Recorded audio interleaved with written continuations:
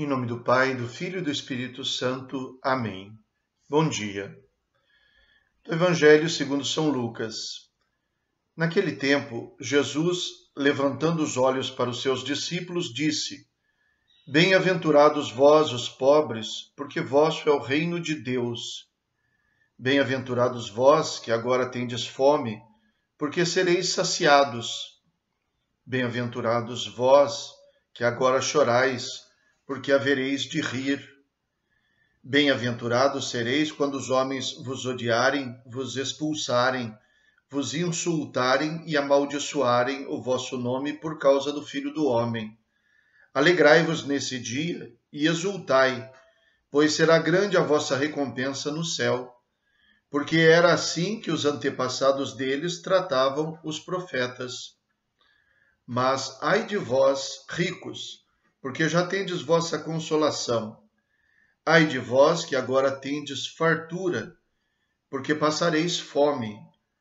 Ai de vós que agora rides, porque tereis luto e lágrimas. Ai de vós, quando todos vos elogiam. Era assim que os antepassados deles tratavam os falsos profetas. Palavra da salvação. Glória a vós, Senhor. Essas são as chamadas bem-aventuranças de São Lucas, que são significativamente diferentes das bem-aventuranças de São Mateus, que aparecem lá no discurso, assim chamado no discurso da montanha. Então, lá nós encontramos vários enunciados sobre aqueles que são bem-aventurados, são felizes, pura e simplesmente dando indicações de ensinamentos de sabedoria. Bem-aventurados os pobres em espírito, porque deles é o reino dos céus. Enfim, são várias bem-aventuranças, como nós costumamos chamar.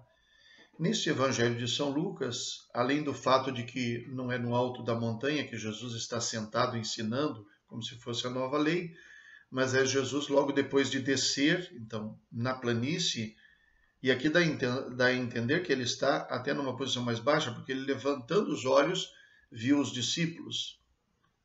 E, falando em primeiro lugar, indica os próprios discípulos. Bem-aventurados vós, os pobres. E nessas bem-aventuranças, nós não encontramos os vários enunciados das bem-aventuranças, mas nós encontramos aquilo que a gente pode chamar de antíteses.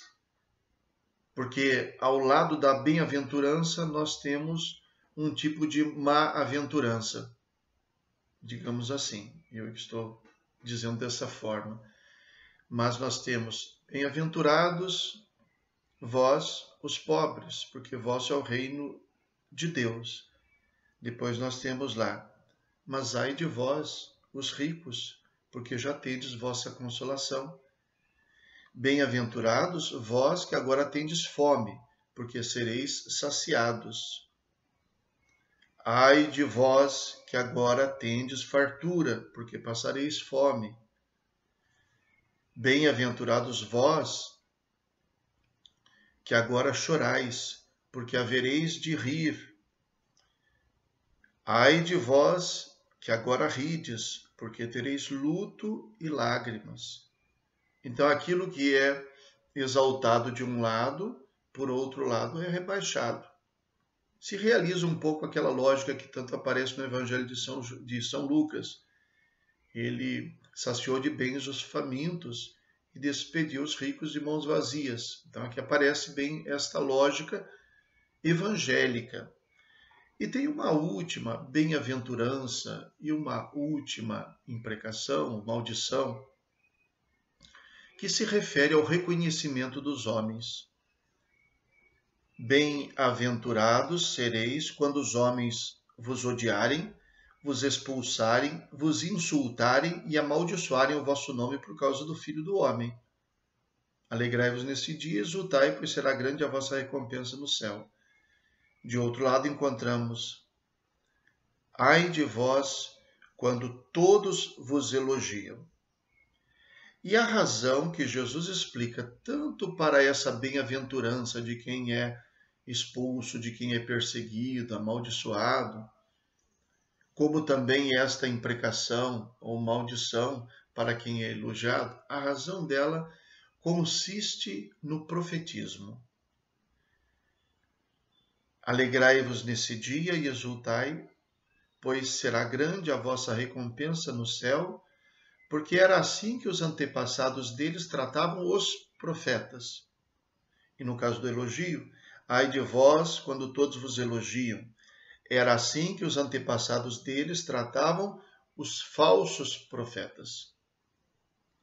A gente poderia resumir, só para reflexão, é claro que o texto é muito rico, pode dizer muitas coisas para nós, tanto teologicamente quanto espiritualmente, mas apenas para lançar um ponto de reflexão.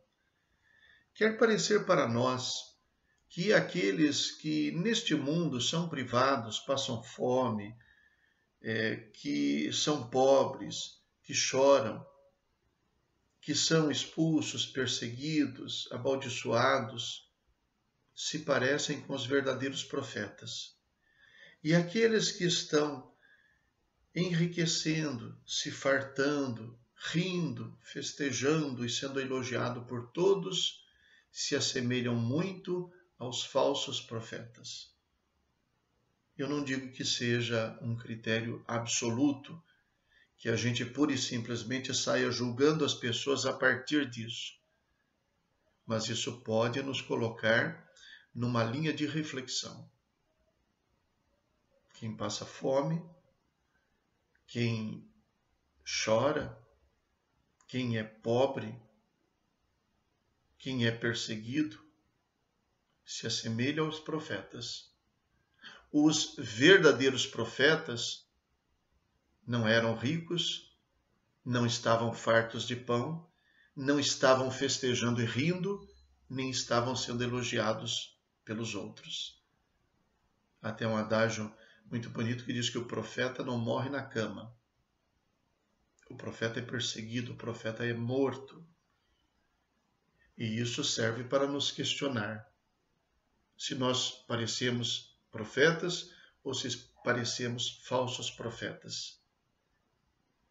E o que significa ser profeta? Ser porta-voz de Deus. Ou seja, quem olha para nós, se lembra de Deus olhando para nós, nós falamos de Deus não só com as palavras, mas com a nossa vida, porque neste caso aqui, Jesus faz identificar os profetas pelo seu sucesso neste mundo ou pelo seu fracasso aos olhos do mundo. Eu repito, não é uma lei absoluta para a gente usar para ficar julgando as pessoas, mas é um convite para a reflexão, que serve para nós pensarmos em que é que nós estamos pautando a nossa vida. Pela riqueza, pelo excesso, pela fartura, pela alegria, pelo entretenimento, pelo elogio dos homens? Ou nós estamos pautando a nossa vida em sermos sinais de Deus neste mundo? Rezemos. Ó Deus, Pai de bondade, que nos redimistes e adotastes como filhos e filhas, concedei aos que creem no Cristo a verdadeira liberdade e a herança eterna. Por nosso Senhor Jesus Cristo, vosso Filho, na unidade do Espírito Santo. Amém. O Senhor esteja convosco. Ele está no meio de nós. Abençoe-vos Deus Todo-Poderoso, Pai, Filho e Espírito Santo. Amém. Bom dia. Fiquem com Deus.